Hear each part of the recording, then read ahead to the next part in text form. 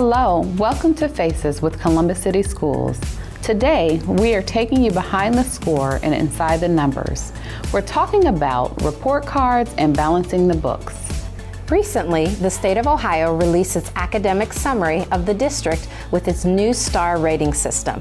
We had some big wins. Our attendance rate increased to 82%, and our four-year graduation rate is nearly 80%. We had some schools earning 4- and 5-star ratings in literacy, math, and closing the achievement gap. And that is what today's episode is all about. We are sharing the facts and the figures of Columbus City Schools. But before we talk, let's catch up on what's happening in Columbus City Schools with this week's CCS Roundup.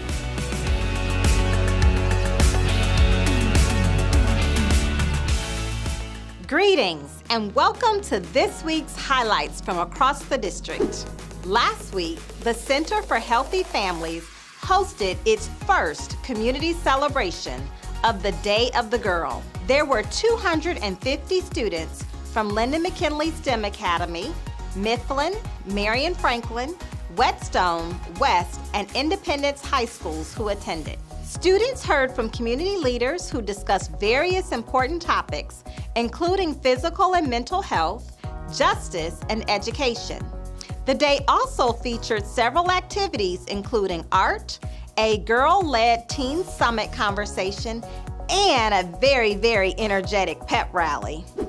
I also want to highlight some impressive achievements within our district and then share with you some important events we have coming up. Columbus City Schools was featured in the October issue of the National Council of Teachers of English Council Chronicle. In that issue, CCS was recognized for harnessing the power of teacher voice and expertise in creating a wide net of literacy support through schools, families, and the community. A big congratulations goes out to Columbus Alternative High School for being named to the 2023 AP School Honor Roll, earning a bronze distinction. The AP School Honor Roll recognizes schools whose AP program is delivering results and broadening access for students. Lastly, I want to give a big thank you to everyone who supported, prepared, and lent a helping hand during the recent visit from the First Lady of the United States, Dr. Jill Biden. Friday's visit to the Fort Hays Metropolitan Education Center was part of the Biden administration's Investing in America tour. Columbus City Schools is one of 5 school districts that are part of the White House Workforce Hub, supporting Central Ohio for advanced technologies and high-growth industries.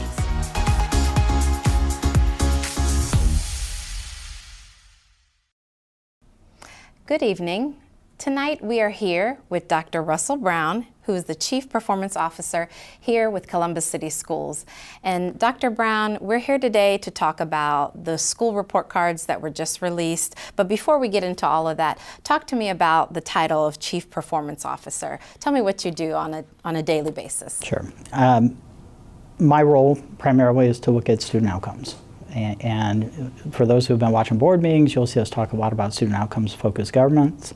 And the objective there is really to look at student performance and student outcomes and to look at how we align our efforts as a system to make sure that we see improvements in student outcomes. And that includes the evaluation of programs to determine whether or not the programs are doing what they're intended in terms of trying to raise student achievement or improve student experience in our schools. Excellent. So with the report card being released, could you talk a little bit about what was the district's overall rating? Sure. We had an overall 2-star rating, and that made us very similar to other large urban systems in the state. All the large urban systems in the state had 2 or 2.5 stars on this first report card. And that rating indicates that we need support to be able to meet the performance standards for our students. I don't think that comes as a surprise. We know that our students have a lot of needs, and we've been working really hard to accelerate student performance and achievement following the pandemic. There's a lot of work to do there, and certainly we're working to engage with our community with that work as well. Yeah, and before we get into all the nuts and bolts of it, what are the parts that we did well in, and what are you most proud of in the work that our students did? Students, teachers, and staff, actually. Yeah, I'm so happy to hear you acknowledge the work of our students, our teachers, and our staff, because this doesn't happen without everybody working together and working together in the same direction. So it's really appreciate that acknowledgement. One of the things I was most proud of, and it's sort of buried in the report, you got to dig into it to see it, is if you look at our scores in reading, grade 3 through 8, high school reading, and math for that matter, 3 through 8, algebra 1, across all of those, if you look post-pandemic for the last 2 years, we've seen improvements in all of those. Mm-hmm. Our students have shown achievement gains in literally every tested subject and grade level in reading and math over the last 2 years. And that, I think, again, testament to that hard work that you're talking about. Yeah, and as you acknowledged, you know, our department and all the departments really have worked really exceptionally hard. You talked a little bit about strategies. What specific strategies do we work on in academics, instruction, and across the district in order to achieve some of the results you talked about? So one of the things I think you've heard the superintendent talk a lot about is this focus on student growth, that we need to accelerate student growth. And that has been one of our strategies. And that is in part what led to that improvement in student achievement, both in reading and math. We've used tools like iReady to monitor that progress and to help parents know whether or not students are making a year's worth of growth within a year. And of course, we want to accelerate that. We want to have stretch growth so that we can close gaps over time. We've seen, and we've done research around the individualized pathways as a supplement, that students can do some additional work to be able to, again, help close those gaps over time. We've been really pleased with what we've seen in those strategies. And then the work of Tyree Pollard, focusing on student attendance and engaging with the community to get our students in school on a regular basis. Let's be honest, if students aren't in class, then they can't benefit from instruction. Instructional time is one of our most valuable things, and we need our students to be present to be able to access that. So our focus is on growth, and attendance are really core areas that I think we should be proud of. We saw a really substantial improvement in chronic absenteeism, reduction in chronic absenteeism. Kids are coming back to school, and that's a wonderful thing.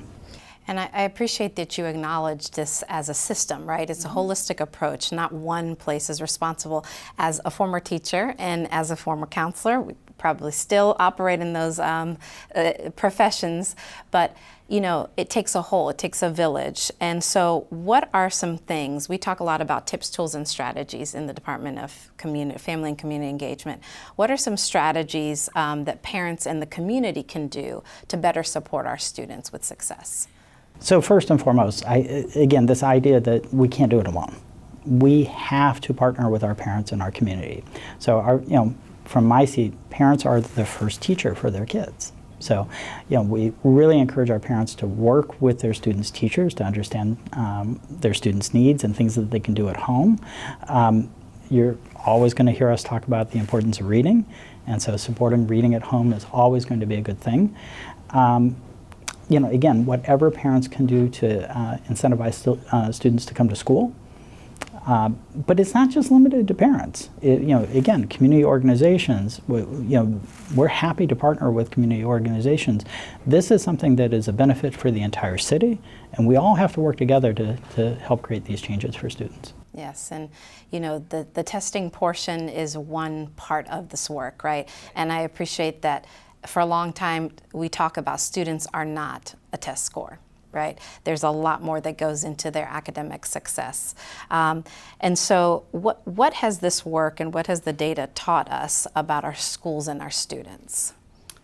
I think it's one of the things that leaps out to me post-pandemic is the resilience of our students and how committed our teachers are to working with our students to help close that gap created by the pandemic.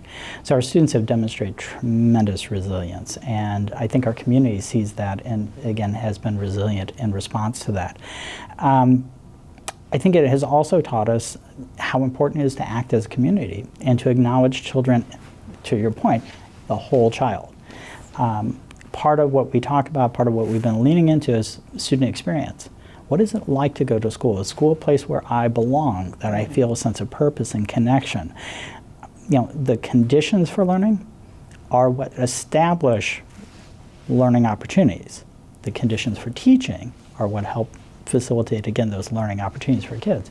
So we're also focusing on school climate and student experience. It really is that whole child approach that helps us identify and work through.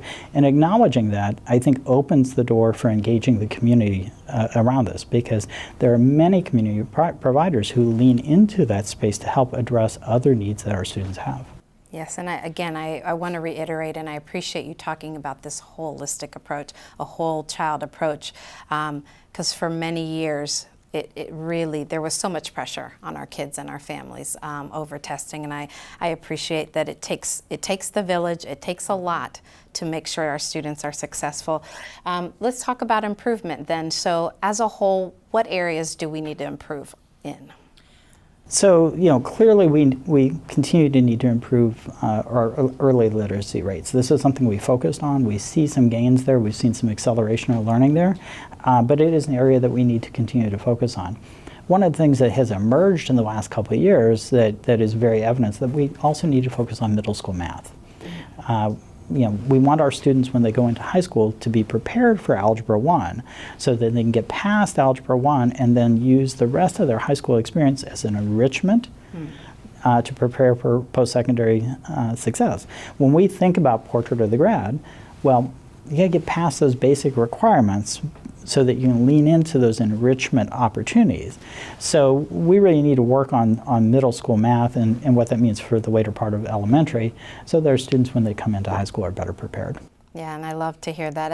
As a female who loved math and who promoted that, it's great to hear that we're thinking about how do we do better and how do we plan in the early years, and how do we help to set that love of mathematics.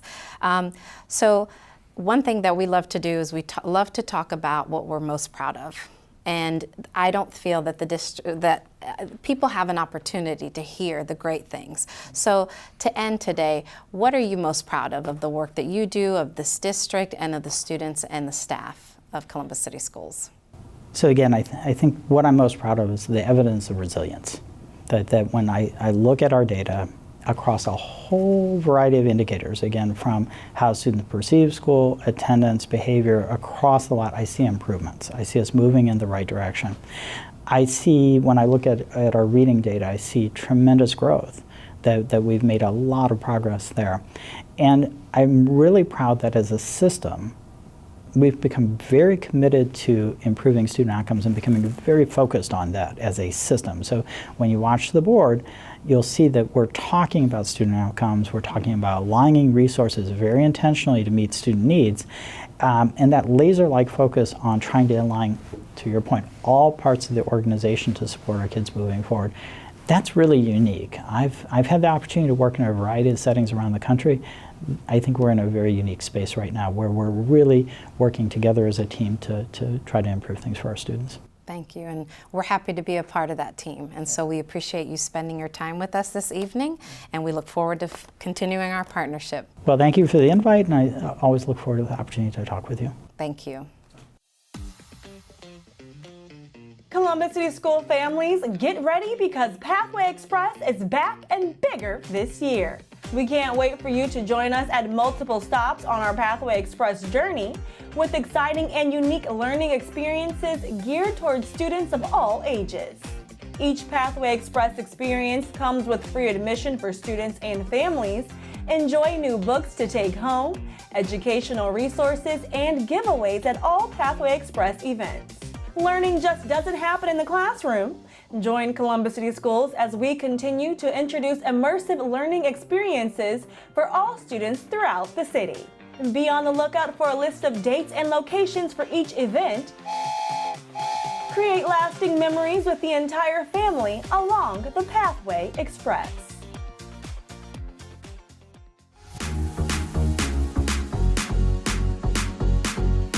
Welcome to the Faces Roundtable. I am joined today with our wonderful Superintendent and CEO, Dr. Angela Chapman. Thank you for joining us. Absolutely. It's a pleasure to be here with you today. Thank you. So we are just going to jump right in. In our department, we talk a lot about hopes and dreams. And what we love about our district. So what I want to ask you first is, what are your hopes and dreams, i.e. your vision for Columbus City Schools? Thank you, Seneca, for that question. When I think about my hopes and dreams for our students, for the 45,000 scholars that we serve in CCS, I think about reimagining the educational experience for our students so that it prepares them for real-world work experience while they're in school.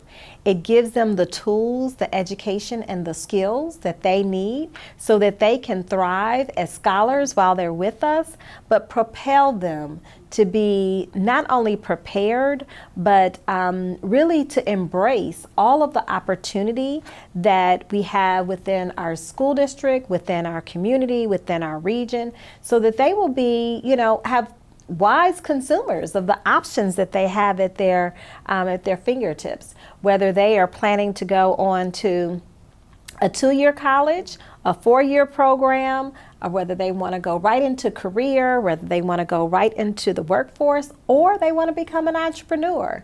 We want to be able to say with confidence that all of our students are prepared with the resources, the skills, the opportunities that they need to propel them for their post-secondary experiences.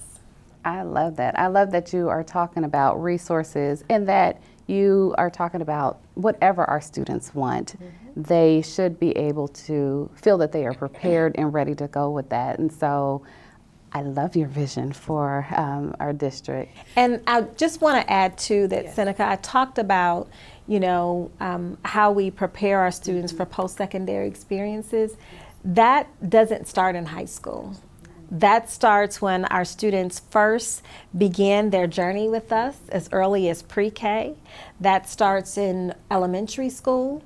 That's grounded in our board goal for early literacy. We want to make sure that we are providing our students with the strongest foundation that they need so that they can be successful as elementary scholars, so that they can transition to become middle school scholars and transition to secondary. I want to make sure that we don't understate the importance of setting a very strong foundation for our scholars in elementary school.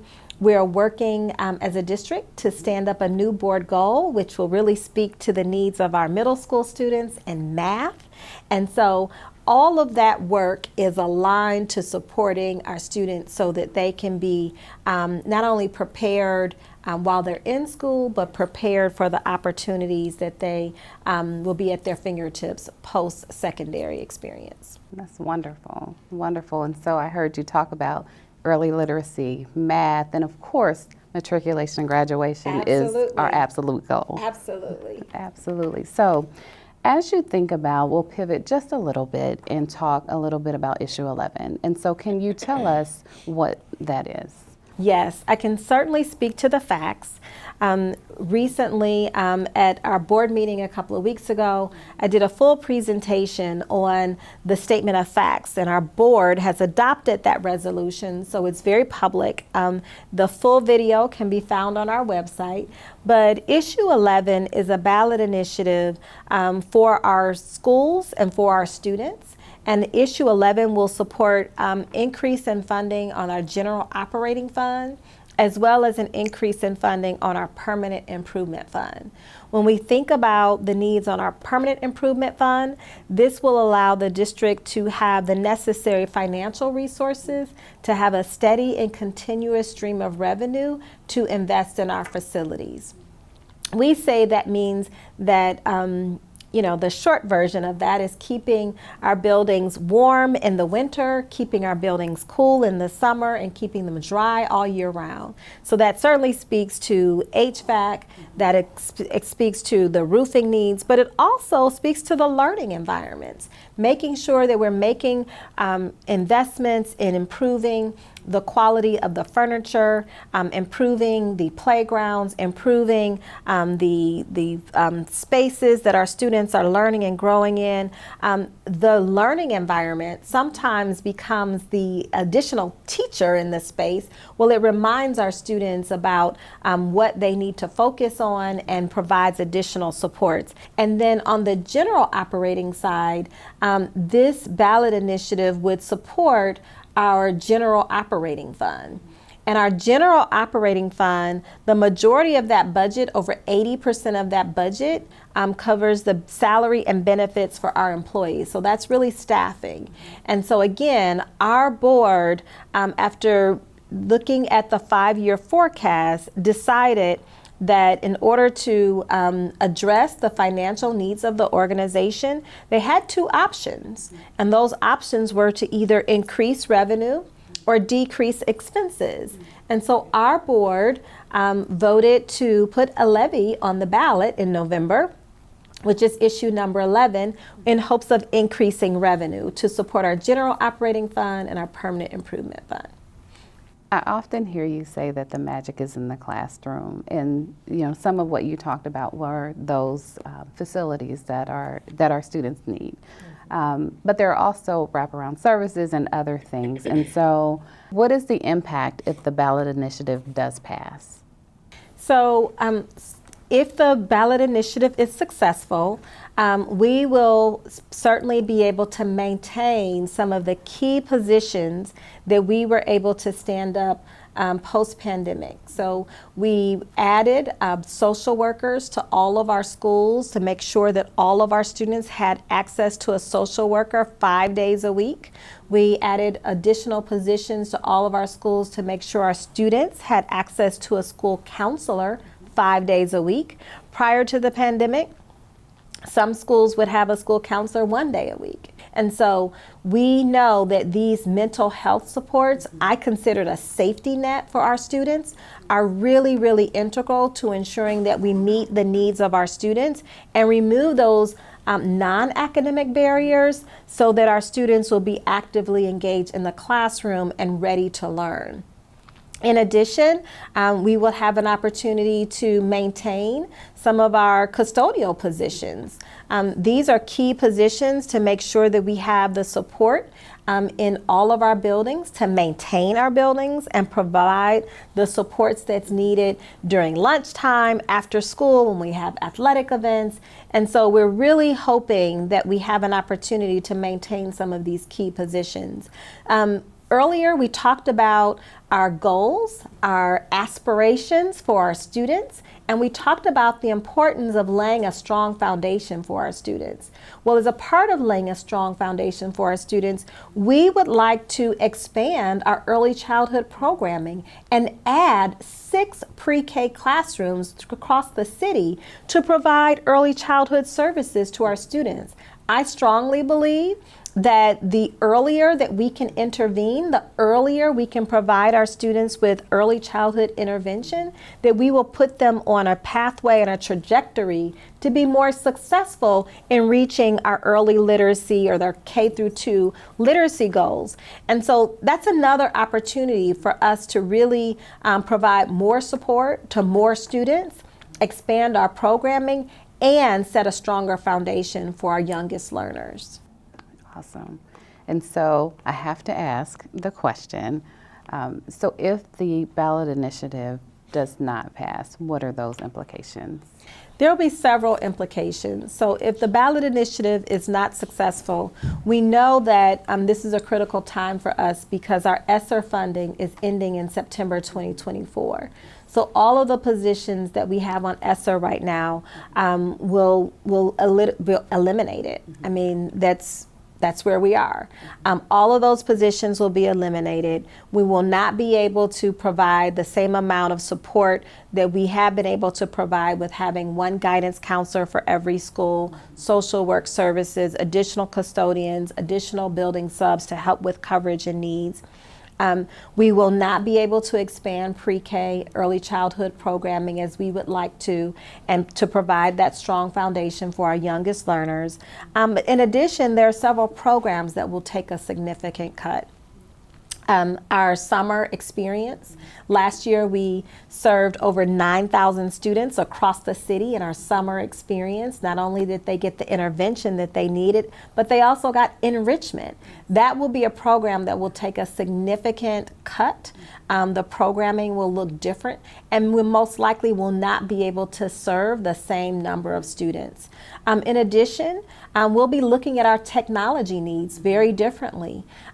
Every student may not be able to have a Chromebook that they can take home every day. We'll have to revisit our current policies around technologies and device distribution.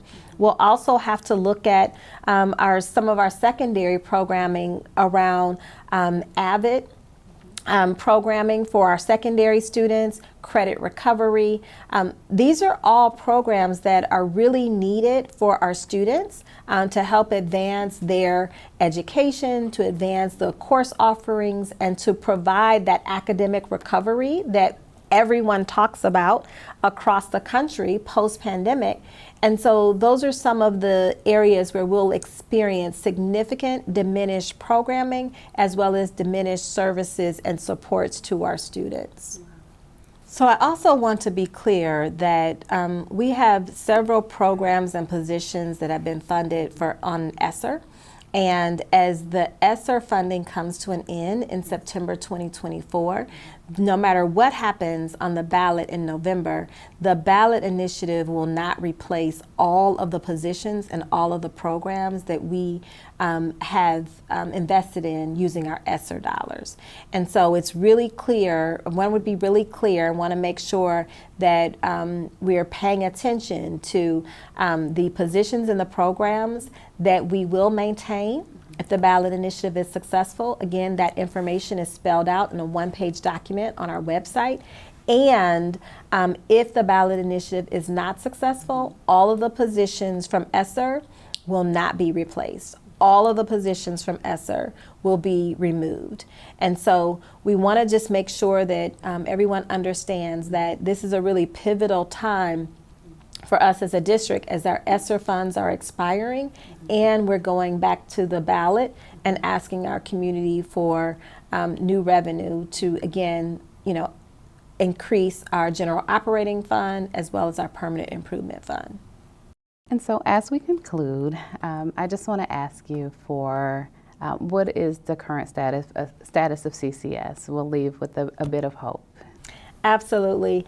We want everyone to know that CCS is in good hands. We have the right team in the right place at the right time to do what's needed for our students. Our team is committed to make sure that we stay focused on the main thing, which is improving student outcomes.